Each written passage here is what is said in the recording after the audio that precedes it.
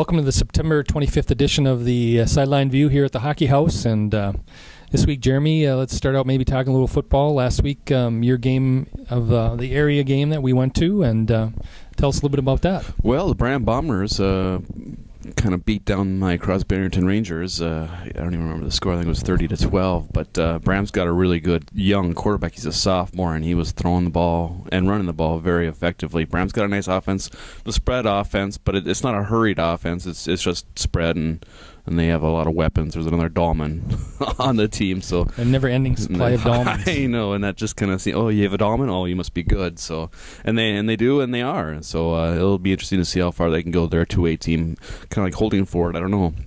That would be a good matchup right now as far as Bram and Holdingford, as far as 2A teams that I've seen so far.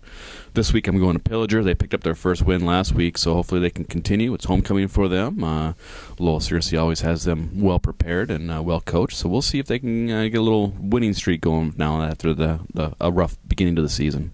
Brainerd had St. Cloud Apollo last week. It was a matchup of two unbeaten teams, and Brainerd turned out to handle them pretty well. I think it ended up 42-14. I want to say they scored 28 unanswered or 35. I can't remember which. I think it was 35 after it was like 7-7 tie. And Brainerd really did a great job running the ball. Connor Gessel and Logan Davis have really had a great start to the year here. Connor's been over 100 yards, 3 games, and he's the athlete of the week, by the way. And then Logan's been over 100, I think, 2 in a row here. So the offensive line is really coming around. They had some experience coming back there, but they always seem to fill in with some good kids and defensively playing well. I mean, Cole Smith had a great night. He had 3 interceptions in the first half. That's a pretty good accomplishment for a high school football player, let alone in a half as opposed to a whole game. So, and then this week they go to St. John's University, play St. Cloud Tech. Tech's field has been condemned because of mold and lead problems. So, and it's an old facility, great place to watch a game, but I guess not so good if you're going to get sick. But so anyway, they moved the game to St. John's at 7:30, and again, two 4-0 teams there, and so we'll see.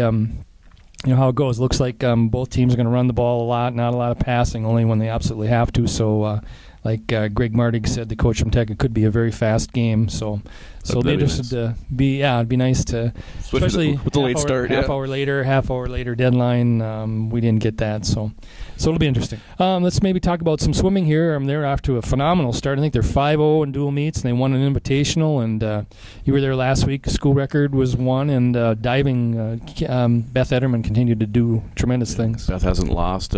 She continues, and I don't think Lonnie Anderson. I think she's finished second only to Beth.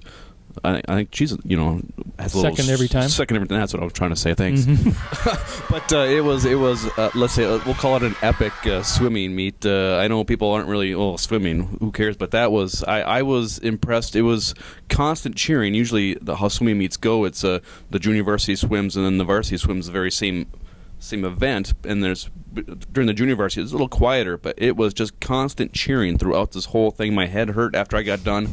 The tension was thick. Sartell's perennial state contender, if not favorite. They were second or third last year in state, and just to have top-notch depth and quality swimmers. But Brainerd, their swimmers are just as quality, if not better. They kind of showed that in their home pool. Brainerd's top swimmers beat Sartell's top swimmers, and then they eked it out, 1-point win. It was right to the end. So it was a great high school event.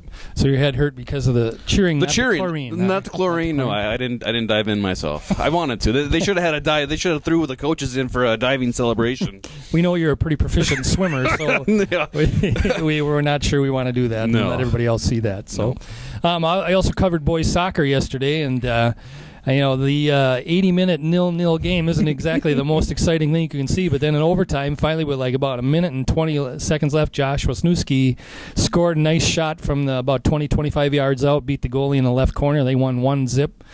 Brainerd did, and first win and broke a 6-game losing streak, so they needed that really bad. I mean, they'd been outscored 14-4 in their previous 6 losses, so the offense is still having a hard time, but obviously if you score one more than the other and it's only 1-0, you win, so that's what they did yesterday. So it was a nice win for those guys, and they're happy to get off the schneid, I guess, as they say. So So anything else we have coming up? I know CLC continues, volleyball continues to roll here, and they're on the road tonight. I know their football team lost last week for the first time to Rochester, and tough game there. I know they dropped out of the rankings because of that. So they'll probably meet again. So I'm sure in playoffs that's going to be those seem to be the top two teams, and they just happen to be in the same division. So we'll watch that as it plays out. So other than that, I think we're good for this week. So thanks for joining us, and we'll see you next week from the Hockey House. Thank you.